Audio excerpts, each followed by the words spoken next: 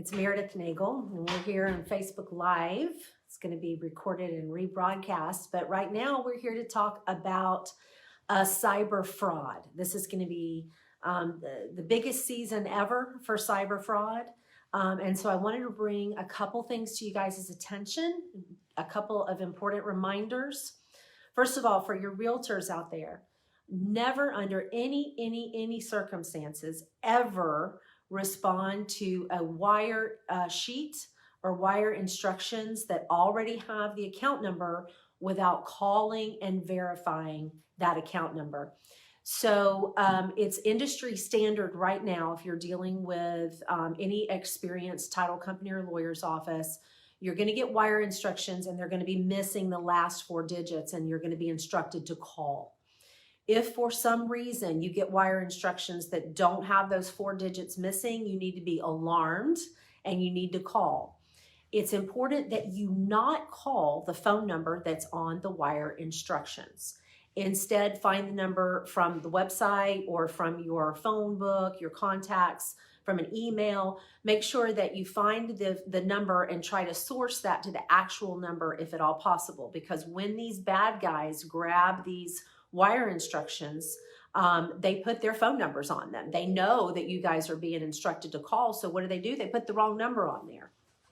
So even when you get it in the right format where those last 4 digits are missing, you still need to call the number that you know to call, not the number that's on the wire instruction sheet itself, because they know that you're being asked to call those numbers. And so they're not only tinkering with the account number on the wire instructions, but then they're also tinkering with the phone number. Make sure that your customers know this in every single transaction.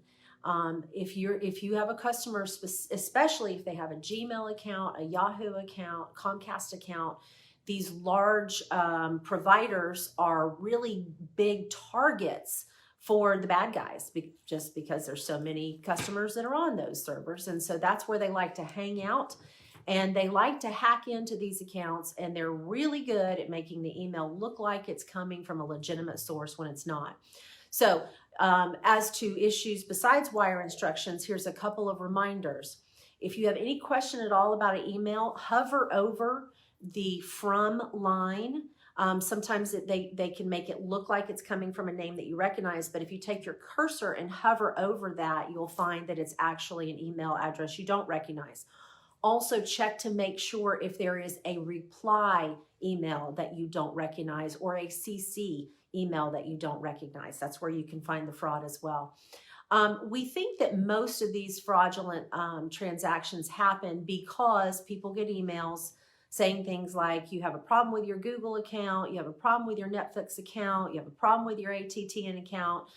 They're getting smarter, and they're knowing that you know now not to anticipate emails from your banks asking you to confirm information, but they are trying now these other providers. And so as soon as you click on that, they've captured you, and they can then sit around and watch your email, watch for things that are interesting, and just hijack those specific transactions, which is scary.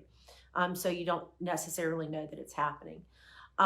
So be aware of that. Be on the lookout for that the Christmas season. I want you guys to stay safe. I don't want you to have any bad outcomes. If you're involved in a transaction as a realtor and money has been hijacked in the process, somebody's E&O insurance should pay for it, and it's just a question of how long it'll take to happen. Obviously, while the money's not there, the transaction can't close. So if you face this problem at all, as always, call me. If you have any questions about cyber fraud, call me. I want you guys to be safe out there, and just be extra vigilant. And finally, if you're working with a title company or attorney's office as a realtor that is using a portal, or if you're working with a law firm that is using a portal, I know it is not convenient for you guys to use those portals, but I cannot emphasize enough the importance for security purposes.